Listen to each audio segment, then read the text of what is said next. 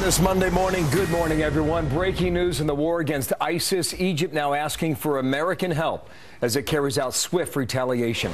Cairo immediately bombing ISIS targets inside of Libya hours after terrorists released a video showing the beheading of 21 Christians out of Egypt. Good morning, everybody. I'm Bill Hemmer as we welcome you to a brand new week here in America's Newsroom. Martha has some time off. How are you, Patty Ann? Good morning, Bill. Welcome back. Great to be here with you. I'm Patty Ann Brown in for Martha today.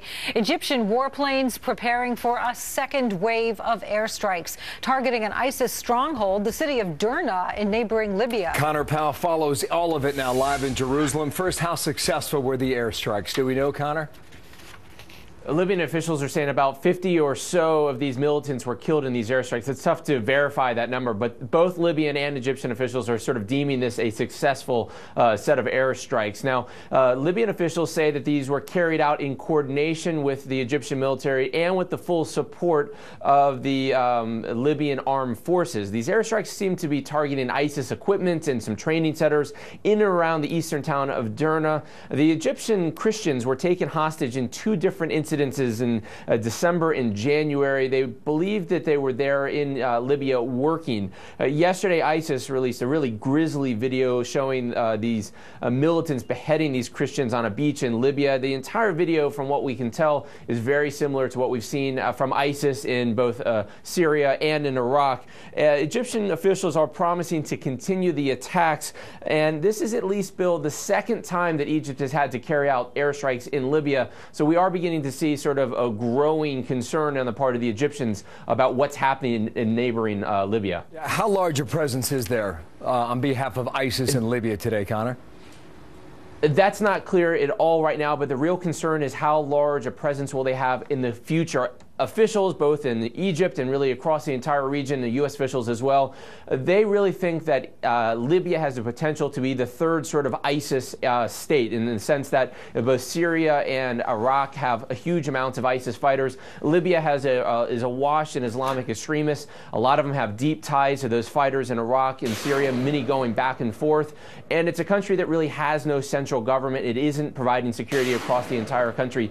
So there is a real fear that Libya, of all the Middle Eastern countries, is the potential, Bill, for ISIS to grow the strongest outside of Iraq and Syria. That opens up just another front against ISIS, and obviously potential for even bigger problems across the entire Middle East. It's a very critical point you make at the end there, Connor Powell. Thank you. For our viewers at home, this is where we have gone now in the last 12 to 24 months in the battle over ISIS. Remember, it was just Syria and then Syria across that porous border into Iraq. That was initially.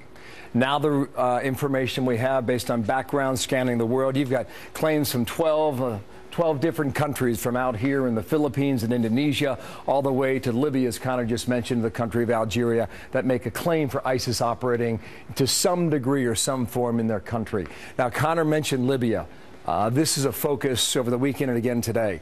The town of Derna is a place where American intelligence has been focused on for some 14 or 15 years based on the number of foreign fighters who have come out of the town of Derna in Libya and joined the fight in Afghanistan or Pakistan or other countries we showed you on the previous map.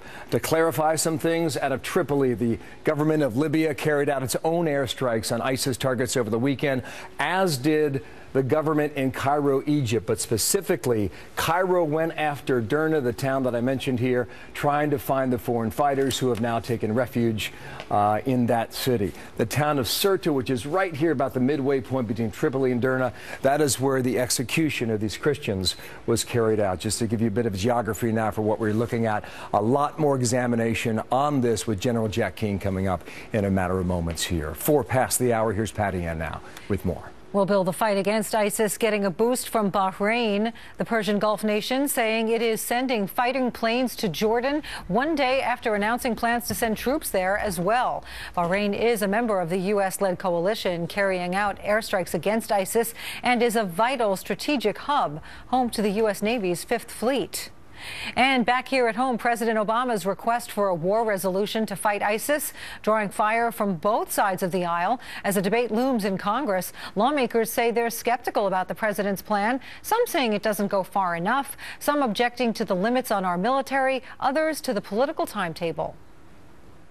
It's our goal to have a process that, number one, determines the threat to our homeland. Number two, and this will be expansively looked at, is what is the president's strategy, especially in Syria?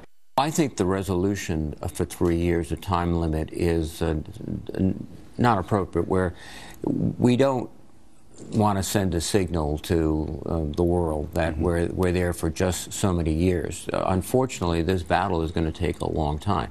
It's a battle, and you pointed out quite rightly, based upon Richard's reporting, is that some of the fundamental issues are not operational, tactical, military, they're political. Well, Karl Rove will join us to talk about whether the president's strategy is enough to defeat ISIS once and for all.